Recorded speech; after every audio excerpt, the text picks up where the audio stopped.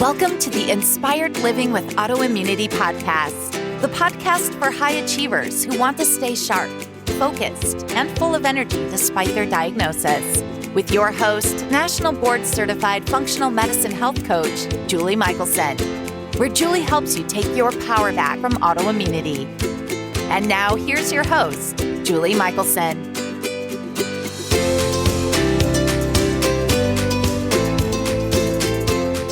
Welcome back to the Inspired Living with Autoimmunity podcast. I'm your host, Julie Michelson. And today we're joined by Jamie Gold, wellness design expert and author of Wellness by Design. Jamie is a certified kitchen specialist, certified aging in place specialist, and Mayo Clinic certified wellness coach. In today's conversation, we are talking about how your home can support your health and nurture you to increase your resilience and well-being. Jamie shares how we can make choices that make our home a haven, whether we're building something new or making small changes in our current space. Jamie, welcome to the podcast. Thank you so much. I'm so glad to be here. I am so excited for this conversation. I have a kind of secret passion about building and design. I shared before I hit record, I've built the last 4 homes I've lived in. Each time, the last 3 times, it's been like, this is my forever home. And my mother lives next door. I helped design and build her home as well. So it's a passion of mine. And clearly wellness is a passion of mine. So I just was so excited when you said yes, you would be on the podcast, because it's such an important subject. And so much of what I do with my clients, most people think they're coming to me for support me with food. And I'm like, yeah, okay. And, and, you are really one of the first people I've heard talking about, our home impacts our health. I mean, we all know it and we may go at it in different ways, but with your design background and then having the wellness piece as well, that's why I'm excited to have you here. Can you share a little bit about how did you design, how did you kind of marry the two, and how did you get into the field? Well, I always loved design, and I come from a family that loves design. And I've always sensed that there was that connection. And what really drove it home for me was my grandmother. And she was pretty much stuck where she was because she was in the only apartment near my parents that had a step-in shower. Being an older woman, she was concerned about falling, getting in and out of a tub every day. So I realized that is really an important issue, because falls could be so hazardous to anyone really, but especially to an older person. And that was what kind of clued me into the need for design for aging in place. And so I focused on that fairly early in my design career and became a certified aging in place specialist, and have worked with retired veterans and little old ladies in condos. And I love that piece of it, because it brings me back to her. It makes me feel that I'm helping other people's grandparents too. So that was my introduction to it. But then my first job in design, I worked at a Home Depot. And the kitchen and bath department was right next to the decor department. And that's where they made all of the window coverings, like the shades and the blinds. And they would be so, I realized how toxic that was, because people would get migraines being in or near that when they were cutting those PVC blinds. And so that was part of my awakening to healthy elements in your home and what you might want to have, what you might want to exclude. I love that, which is so important. And as I said, I spend so much time talking about that, and it's not even really my job. I mean, it kind of is, but it's kind of the same as the food system. When you really look at what is in what we call food in this country, I'm talking about processed food. Well, and even not processed, if it's animals not raised right, or, produce sprayed with chemicals, but it is the same And I hear balance coming from you, which is good, because Balance. as we start to learn and realize what's in our building products, what's in our decor items, it can get overwhelmed. It's like, wow, well, am I better off outside? Should I live in a tent? Like, what is The EPA says you are. The Well, EPA says indoor air could be 5 times more toxic than outdoor air. and I've seen even higher numbers. So yeah, I encourage people to open their windows or, open a door for an hour a day to like make sure you get that air moving. Get outside if you can. Well, that's ideal too. Yeah, and it doesn't even have to be an or. So I love that evolution of the aging in place, and then you realize like, wow, I'm just curious, were you one of the people that was being affected by just kind of that off gassing going on near you in Home Depot? It would give me headaches. Absolutely. Yeah. Yeah. It's funny. I was shopping for a new guest room bed recently, mattress. Mm-hmm. And I walked into one mattress store and the fumes were so intense, I walked out. Yeah. I don't want that in my guest room. Right. I specifically chose a brand with an organic mattress, a non-toxic. Same with the bedding, because I don't want that in my bedroom. I don't want that for my guests either. Yeah. I love that you mentioned that specifically. And we'll jump in and we'll reverse engineer because I get excited about tips. And there is no perfect. And I just mentioned it can be overwhelming, but I really do believe even focusing on, one change at a time and prioritizing, it can really make a big impact. And your bed is huge. I mean, hopefully you're spending a lot of hours a night on it. Yeah. And so I love that I always tell people when we're talking about like household products, start with detergent because you're sleeping on it, you're drying with it, like it's touching everything you touch. You're breathing that when you sleep, especially.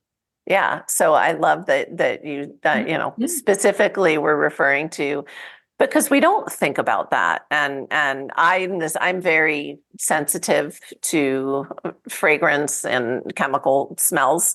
And so I am that person that sometimes gets a little hit in the face when I go into certain stores or perfume departments. Yeah. Like casino smoke. I mean, just walking into that mattress store was shocking to me. Yeah. Yeah, because that's 90+% of the people that walk in there are going to buy a mattress and go, and sleep on it for years. So yeah, exactly. So I know you do new design for new construction as well as remodels. I've worked on both, and right now I'm only consulting rather than doing project management because I do so much writing and speaking. You can't, unless you have a big team, and that's something I don't want to have. You can't manage someone's project if you're, on the road, if you're focused on other projects. So now I'll do consultations, but I like spreading information this way. Right. I like, speaking to people who come to you because they know that you're interested and you bring in guests and you're sharing insights. That's one of my favorite ways to share information. Well, I think it's how we make an impact, right? And so that being is ambassadors. It's why we have the conversations. So it's amazing. So is there? I've like 1,000,001 questions again, because this is such a pet subject of mine too.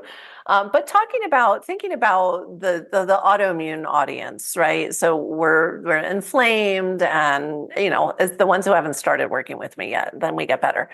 But if we're thinking of toxic exposure, and also just having your home be supportive. I know that you address, people living with chronic pain and things that you can do in the house to ease some of that. So is there a high priority, either room or, how do you even approach if somebody has never even thought about this before? I find out what their biggest concern is and Okay. where they spend the most time. What's their high priority room? Because that could be different for you or me or that person. And so each approach should be individualized for that person's how they Love live. that. I love that. Yeah. That makes perfect sense. Just Mhm. like, yeah, just like the healing journey has to be Well, right, individualized. exactly. You talk about food. An organic apple is going to cost more than a regular apple. And what are you getting for that? And what are you giving up with that extra expenditure? Well, magnify that from the apple to materials for your home. Right. And what's important? How long will you be there? How will you be using? Is this a high priority space for you? How sensitive are you? If you're going to do a remodel, do you have a place that you can stay where you're not exposed to things during the construction part of it? There's so many factors involved. It's definitely not a one size fits all. Yeah, that's good advice. And it is. It's always, I'm sure it's the same thing, right? There's the framework, but then it's what is your priority in your life? I want to circle back to your story a little bit, and I want to talk about your book, Wellness by Design, because I feel like it probably didn't feel like good timing but the timing of you writing the book coming out, and then the beautiful addition that you've made with the new chapter post, if we can even say post COVID, I don't know, but Say post pandemic. post pandemic. I don't think we'll ever be post COVID. Post lockdown, post lockdown, right? And the book was scheduled to. The book went to press right before the lockdowns. I didn't know, my editors didn't know, my publishers didn't know that was going to happen. And it shifted the publishing schedule for thousands of books across the country, probably across the world. Sure. But so much of what I had in there became relevant. For example, creating a healthy work from home space. How many millions of Americans started to work from home? Creating study areas, which became great when people were teaching their kids at home. Kids were online at that time. A whole chapter on technology, things about the importance of indoor air quality and reducing germ spread. I didn't know we were going to have a pandemic, but those all proved to be pretty darn helpful. Well, and it's interesting. I think that people's experience through COVID, either they got healthier or less healthy, and it's the same things that we do to improve health and stay healthy became really evident and important. And people maybe that weren't paying attention or buying in now realize like, oh, this is real. Yeah. And there were all these extra stresses that people had in their life. They might suddenly have a vulnerable family member living with them. They might suddenly have two people working from home and their kids studying from home. So whatever they could do to reduce their home stress at that crucial time was going to be helpful too. So, for all those people who had surfaces that required extra care, well, that was an extra stress as well. And I'm a big fan of low maintenance things, whether it's my hair or my countertops. I want low maintenance life. I don't want to be working and fussing about things that I think just should take care of themselves, basically. I'll clean you and, I'll keep you from being damaged, but I don't want to be polishing countertops. I don't want to be wiping fingerprints off a high gloss lacquer vanity, every time I look at it. So for me, the 5 facets of wellness design include functionality, which includes low maintenance and durability, things that will last and make your life easier. And I think that was especially helpful for people who had that during COVID, but it's always helpful. It is always helpful for us in our lives, right? Yeah, we have enough. I always, anywhere where you can reduce it. So what is one of your favorite countertop materials? I love engineered stone. Okay. Which would be, a lot of people call them quartz, engineered quartz, silestone, Cambria, Caesar stone, Zodiac. Those are all basically the same material with different brand names, Coke versus Pepsi. Right. They're Right. all essentially the same, but you never have to seal them. You never have to polish them. Mhm. They're stain resistant, heat resistant. And then there are some hybrids that are combination of different materials that also make them extremely durable and low maintenance. And there are porcelains. When you think of tile countertops, you're probably picturing your grandmother's or your The grandfather's dirty house grout. with the little, exactly, the dirty grout. But there's porcelain slab that could be this whole huge surface that looks whatever you want it to look like, whether it's distressed copper or marble, but it doesn't have any of those maintenance properties to them. And they can Oh, go wow. indoors or outdoors. They're I love frost. that. I've always loved the look of a marble counter. Now with the manufactured stuff, you can get, I would never put a marble countertop in a kitchen. I think it's It's high only maintenance. for show kitchens where you don't actually cook. Right. It's perfect. And I don't recommend that. I actually recommend everybody cook. So I love that. I just, but I really, I love that is amazing advice for, that really considering how low maintenance something can still be beautiful and high end and make you happy Yeah. and be low maintenance. So Yes. I think that that's really smart. Any little steps in the day. I had a client ask me today, do you diffuse your hair every day? I said, no, I get out of the shower and I do that. And I'm a wash and go gal. yeah, I don't have time for that. It's not where I choose to put my Right. energy. Do you want to spend an hour on your hair, or do you want to spend an hour on a hike or a game or coffee with friends or a walk? And that's how I look at life. Yeah, I love that. Oh, that's amazing. I want to ask, I'm going to take a turn because I think it ties all the way back into your inspiration from your grandmother. I want to talk about the health benefits of multi-generational living, because I feel like, and you'll tell us maybe if it's kind of coming, it really had fizzled. Way less people are experiencing it or were before COVID than say 20, 30 years ago.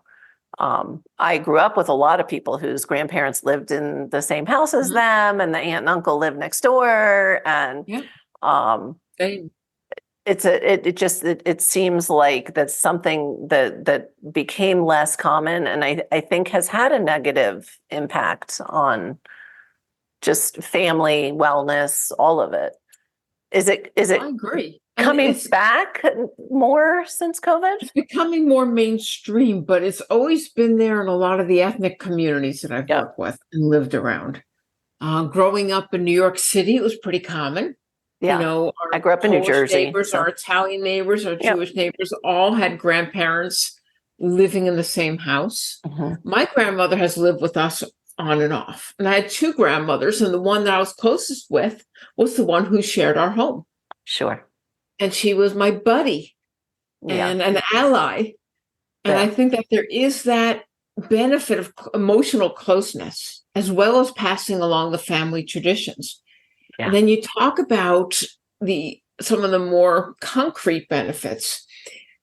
If you have an older family member at home and they need care, you're closer and able to provide it more easily. Or if you have childcare needs and you have an older family member, well, that's one more adult who can help. And of course, every family has to work out its arrangements. Sure. And that should all be done before someone, shares needs it. Right. Now, what's the responsibility? What's the privacy? What's the expectation? All of that. But that benefit of sharing the family, the cultural heritage, for example, sharing all those recipes, that my mom got from her grandmother, for example, and the closeness, the allyship, and the caregiving that could be reciprocal. Even to the point of one of the trends that's been really big in California, and it's spreading, is the ADU, the accessory dwelling unit, what we used to call granny flats. And that has become a big trend. And sometimes it's the grandparents moving out of the home that they raised their children in and moving into a granny flat on the property. So they have their own space, their own entrance. their own privacy, but they're close by. So there's caregiving both ways. And of course, adding that extra home to the property adds value. Right. And when you know there's this huge housing shortage, so it certainly helps with that. And it helps the younger couple and their children have a place to live Yeah. in an established neighborhood. So it's benefits all around. It really I love is. that. And zoning wise, is it encouraged? I know like where It's I live. encouraged. Okay, Yeah, good. absolutely. And, now they're doing things that go beyond just a single granny flat, and there's some certain pushback against that. But if you have a house and you have a yard and you could put a 1 or 2 bedroom little outbuilding there, Mhm. that's a benefit for everyone, for the I love older that. generation, the younger generation, even the neighborhood in a way. Yeah, I think it's beautiful. My multi-generational situation is I'm laughing because I'm looking at, I guess, what kind of could be considered a granny flat, except my mom's house is bigger than mine because this was my downsize. But it really was that, she was living in Arizona, I was living in Colorado, single mom, 3 kids, and anytime she needed extra something, if something happened, I had to go to Arizona. Yeah. And so for us, it just worked out. And my mom is young and vibrant. It worked out better that we get big property. She have her house, but is right there. I think it's ideal. Yep, wasn't feeling well yesterday. I was able to pop over between clients and, just make sure she was all right and bring her some soup. So I can understand, all of the immense benefits, and especially when families are having younger kids. I watched it with my friends. It was just great. My grandparents always lived in another state, and so I always was kind of a little jealous of my friends that had their grandparents living right there. No, I've had neighbors who would have the parents come in from other countries, like the Philippines is a big one, or Mhm. India, and they would stay with them for months at a time. Right. So that's pretty common in a lot of cultures. And I've worked on homes where there are 2 primary suites, one for Yes. the older couple and one for the main couple. And the older couple would have their own kitchenette in that area. Yeah. Yeah. So It's a great idea, and autoimmune, specific for, I'm thinking back to when I was a single mom. And that was when I was at my sickest when I was young. I mean, I still am technically a single mom, but my kids are adults, so it's a little different. But when they were little and busy and I was fatigued and in pain and, you know, really working hard just to function through the day, if I had a parent living, somebody who could just at least part-time help out would have been yeah. amazing. Mhm. And what value for the kids to, Right. to have had that. So I think it's a piece that it's just become less common, and I love that it's getting more common again. I do too. For different reasons, in addition to just culturally, if that's what we're used to. Culturally, care-wise, Yeah. just the whole housing shortage Yeah. issue. That's why I wanted to include that as one of the 5 themes in the bonus chapter, because I see the wellness benefits of multi-generational living. I mean, I knew the grandmother who lived with us. I really barely knew the one who was in a nursing home. I mean, Sure. that was just a huge study in contrast right there. Right. Right. Well, it makes sense. So I love that, you're a good part of your career has been not only the multi-generational, but also just allowing seniors, creating spaces for them so they could stay in their homes and not need to go to a facility. So I think it's a real gift. I want to talk a little bit about all the things, but I want to shift to technology because, as I was confessing with this last house that I built, some of the things that I wanted to do that I thought were supportive for my health, that are supportive for my health, the builders kind of thought like I was a lunatic because It's just not how they're doing things, right? They better adapt, because it really is every industry survey that I come across, that people are savvy to the fact that their homes have an impact on their health. Well, because That we're wasn't having the case when I conversations. wrote the book. Yeah. Yeah. It is now, though. No, And I'm it's glad about fantastic. that. It's wonderful.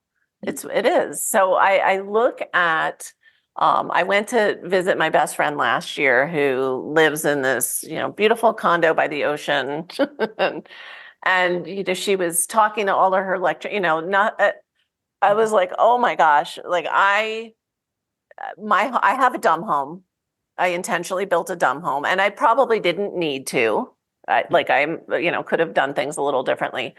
To shut my Wi-Fi down at night, I take extra steps, and I know I go sometimes beyond. These are things I needed to do to support my resilience as I was healing that are now just habits. It's fine. But what is that balance between, because technology can make life easier. It can, and it can make life healthier. How can it make life healthier? Well, let's take indoor air quality. There are different monitors that can let you know if there's an issue. People don't think much about radon because it doesn't have a smell to it. You can't see it, you can't smell it. It's the second leading cause of lung cancer after cigarette smoke. I didn't know that. Wow. A radon detector is technology. It can save your life. Okay. There are other technology systems that tie into indoor air quality. One that I particularly like is cooktops that sync with the ventilation hood. Oh. So that if you're cooking something, it knows what it is and it adjusts to the right performance level. And that works with induction cooktops, which are great technology, in my opinion, especially compared to gas, which can negatively impact your indoor air quality. Okay. So that would be an example. Then there's leak detectors that will let you know if a pipe is leaking slowly or a hose or something along that line. And maybe you're not seeing it, but it's creating an unhealthy mold issue. Sure. Or insurance claim down the line, which is emotional stress and financial stress. So things like that. And there's all kinds of technology to let you know that there's an issue with your home. Or there's caregiving remote technology as well. If your mom were still living a state away. Yep. You could have technology in her home that lets you know if there's a problem. Yeah. I like that. And that's getting better and better and better. Although I spoke to a client yesterday who told me I think she has an Apple Watch or something, and I could hear it. Somebody was talking to her while I was, and she confessed, I don't know, it's my watch is saying, it keeps thinking I fell down hard. And I haven't fallen down. And I'm like, well, I guess better than ignoring a fall, Right. But I think that's an area where technology is changing health, especially for the aging community, like really greatly, and that stress level on loved ones who at least feel like, okay, if something happens, I'll know. Right. Because even if my mom lives next door, God forbid, if she fell and couldn't get to if something happened, I would notice if I hadn't seen her in a while. But so that's where I know I can be very, closed-minded, and I know there are positives because you wouldn't talk about it if there weren't positives. And even this technology that allows people to visit with each other without being there. Which was I've done seminars this way, and I've attended a baby shower. No, it was a baby shower and a bat mitzvah and a celebration of life and good fitness training. In fact, my workout buddy moved from San Diego to Canada. We work out on video. I love it. And that it's an accountability partner, and it's just more fun that way. well, and it does the accountability piece. So it's Right, fun right. and you actually do it in a way you're not Exactly. dreading, which I is visited with a fitness trainer, and I've interviewed other fitness trainer who could train clients remotely. love it. No, it's true. It really has made us all glue. I work with clients in Europe, so I wouldn't You be doing know, that, right? So exactly. yeah, there's a lot of positives. And I think that is one of the things that was highlighted. I remember when I was first coaching over Zoom, trying to explain to people what Zoom was and how to use it. Now Mhm. everybody knows how to Zoom. It's great. It really is. What about those whole, smart homes, whole house where your house is running itself? Are you for that? Is there anything we should be paying attention to? Um, Again, it's going to depend on the person Hmm. and their needs, because I tend toward the simple, Okay. but I would personally, and I'm in a townhouse. I never intended this to be my forever home, Right. but my forever home will have technology built in. I, Okay. for example, want to have not only solar panels, but backup batteries Yeah. so that Smart. I could run my home on stored power, even if we're down for a few days because of an earthquake or Yep. other interruption. So things like that. And, indoor air quality monitors, water quality monitors. So yeah, and again, I do this kind of thing where I'm communicating with people. So you have to have a certain bandwidth to do that. And Sure. I'm lucky in my area, I have broadband, so we don't have interrupted signals. So Yeah, that's important as well. it But do is. I need every bell or whistle? Do I need to be able to, walk in and say, turn on the music? Not necessarily. It's nice to have, Right. but it's also nice when you have a smarter security system, or if you have windows that are hard to reach and you can operate the blinds remotely, that's a safety factor as well. Yeah. Yeah. I'm always Oh, begging my mom, please don't climb. Don't, I'll be right yeah. there. Don't touch it. Right, Yeah. exactly. Please don't get on that ladder. Yeah. Don't. She gets in trouble if I come and there's Mhm. this even like a taller step stool out. It's Right. not okay. Mhm. It's not Exactly. necessary. Exactly. It's really not necessary.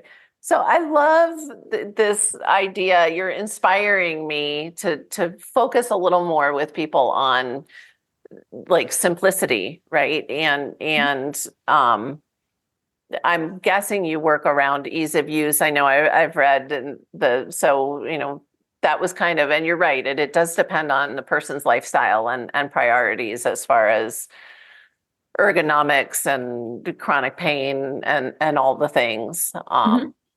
But that what can we do to just lower maintenance and lower the steps we have to take care of our home, I think is so important. And that's a remodeling, new construction type of conversation. The materials that you choose is part Mhm. of it. There are people who will do a countertop redo without, remodeling their whole kitchen. Right. But, a lot more people find, well, I have to fix this, so I'm going to have to do that. And then this is involved and that's Uh-huh. involved. So there's no simple project really. Right. Right. And so it comes down to what choices you're going to make. And that's why, a lot of people like to DIY things, but then you don't know what you don't know. Right. So I think if you can study up on, the different surfaces, and I have in my book a whole chapter on materials that will hopefully, help people with that. What's your needs are different if it's just you and a partner and there's no kids at home, for Right. example. If you have kids, you have a lot more spills. And then, Oh, you haven't met me. I'm the potcha so, yeah, queen. I and can then spill anything. there are spills with other people. Even if you entertain a lot, Yeah. Yeah. you have that. So everyone has to make those decisions, but do it with as much information as you can. Yeah. I always say that what you don't know can really bite you in the butt. It can. And I think that is right there, the overarching, that's where the book is such a gem because Yeah, I spilled a bottle of all. I just opened a bottle of olive oil the other day and I knocked it over. I was like, Oh, picked it wow. up as quick as I could. And I stood in my kitchen. I was actually proud of myself. I took a breath and I was like, you know what? I have soapstone counters. So I was like, I'm gonna oil the counters because I had this bottle of oil anyway. Yeah. And I have it's a dark, it's the toughest soapstone I've had intentionally in any house. And so I don't oil, I think I've oiled them once and we've been here 6 years. So it was like, oh, okay. And we're going to use olive oil. And how healthy is that? It's great. Anti-inflammatory counters. So, but I just, I love that understanding the materials and making educated choices, knowing if something is porous or toxic or is essential. So I don't know. It is such a great resource, the book, And and I sometimes know it's not the counters, it's what you have to clean them with or seal them with or right, polish them with. So, and just knowing what maintenance is involved with the materials you're choosing. yeah, You may love the look of that surface and then find out, well, in order to keep it looking that way, this is the care it requires. right. And it may require, a professional. It may require beyond what you're going to do at home yourself, And how durable is it? right. Yeah, How long will it last you? Will it look as great in 5 or 10 years as it does in the showroom? right. Yeah, if you're actually using it. So I Most love people that. do. Yeah, It's most people do. It's great. It's really great advice.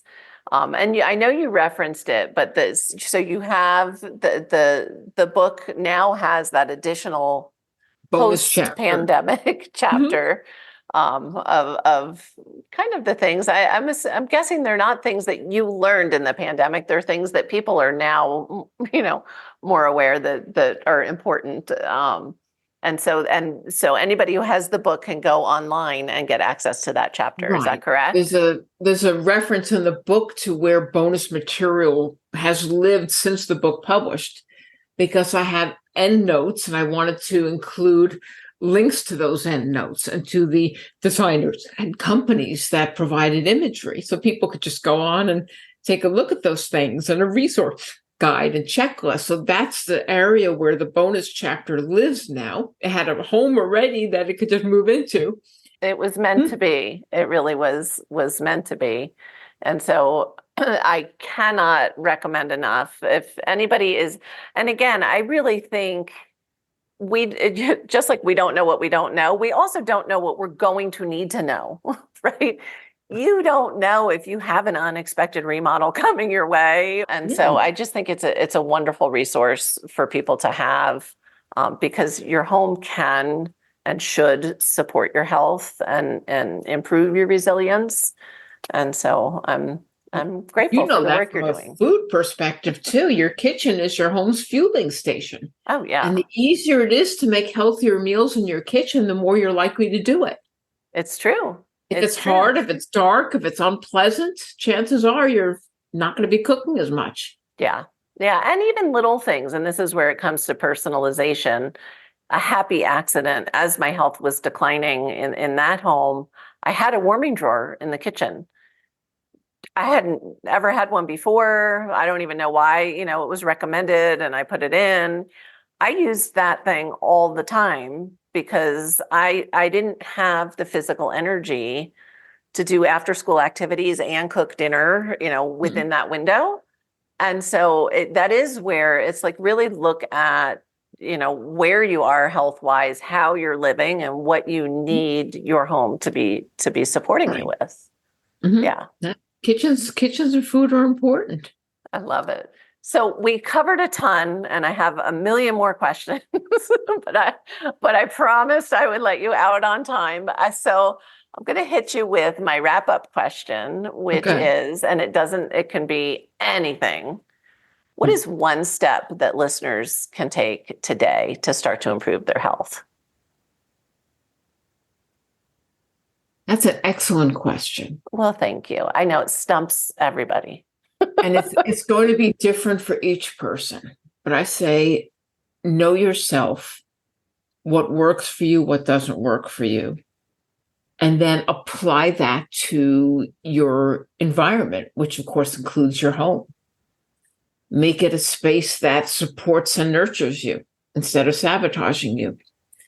Look at the different ways that you feel happy and comfortable and relaxed and supported in your home. And then change those things one by one that don't add to your life.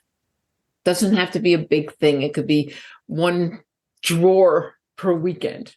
Yeah. As opposed to one room. Don't tackle the whole garage at once. That can make you crazy. Right.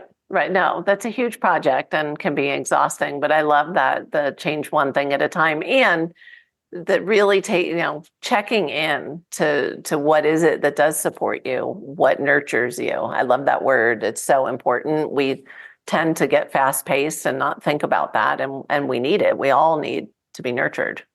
One of those other 5 facets of wellness design I mentioned earlier is comfort and joy.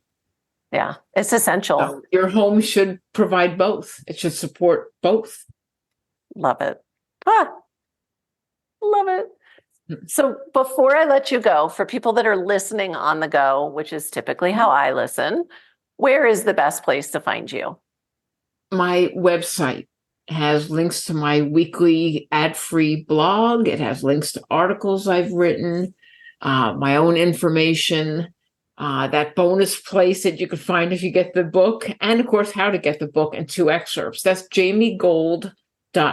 It's JAMIE, gold like the metal, .net, not .com. That went to the poker player. JamieGold.net.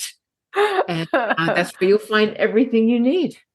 Amazing. Jamie, thank you so much. You have shared genuine gold with us today.